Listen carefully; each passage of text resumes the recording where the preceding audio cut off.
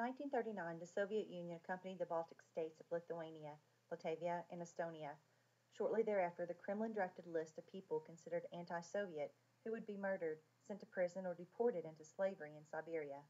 Doctors, lawyers, teachers, military servicemen, writers, business owners, musicians, artists, and even librarians were all considered anti-Soviet and were added to the growing list slated for wholesale extermination.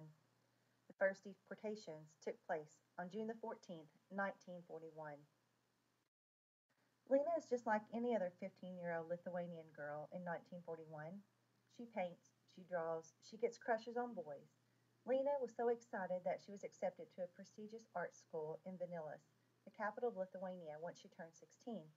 Everything in her life was great with the Vilkas family until one night when Soviet officers barged into her home, tearing her family from the comfortable life they've known. They took me in my nightgown. Thinking back, the signs were all there.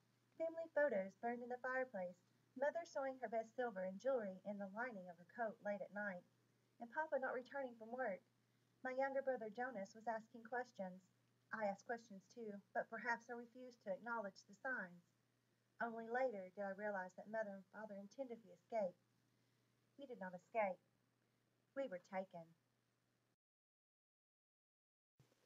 Separated from her father, forced into a crowded and filthy train car, Lena, her mother Elena, and her younger brother Jonas slowly make their way north, crossing the Arctic Circle to a work camp in the coldest reaches of Siberia. Here they are forced, under Stalin's orders, to dig for beets and fight for their lives under the cruelest of conditions. Lena had a love for art. After she found her father on the other cattle cart, he told her to go back before they were caught by the soldiers, and he could always find her.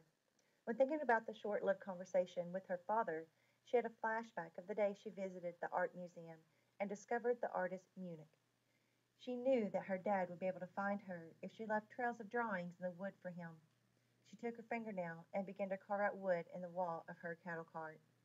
While traveling in the cattle cars for the days and weeks at a time, they were only provided with one daily stop in which they would take turns rotating privileges when the guards would ask, "One person, 2 buckets, any dead bodies in there?" People who died on the train. Bodies were thrown out into the weather to rot. Ona, who had just given birth, was forced to drop her newborn baby's body out through the waste hoe after it began to raise an unearthly stench in their carts.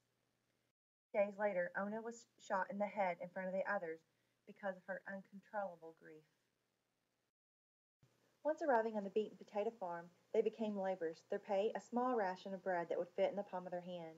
Because Lena's mother refused to translate for the Russian soldiers, refusing to be known as a traitor, for punishment, instead of digging potatoes or beets, they had to dig holes with shovels without any handles, only rusty bars.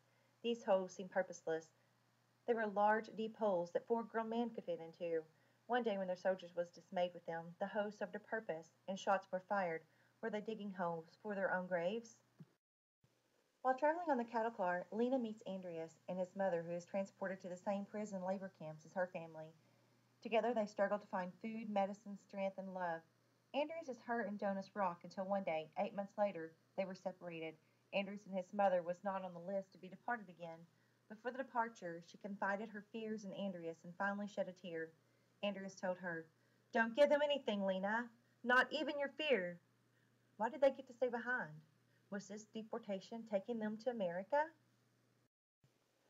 Lena finds solace in her art, meticulously and at great risk documenting events by drawing, hoping these messages would make their way to their father's prison camp and let him know that they are still alive. It is a long and harrowing journey, spanning years and covering 6,500 miles, and it's only the incredible strength, love, and hope that pull Linda and her family through each day. But will love be enough to keep them alive?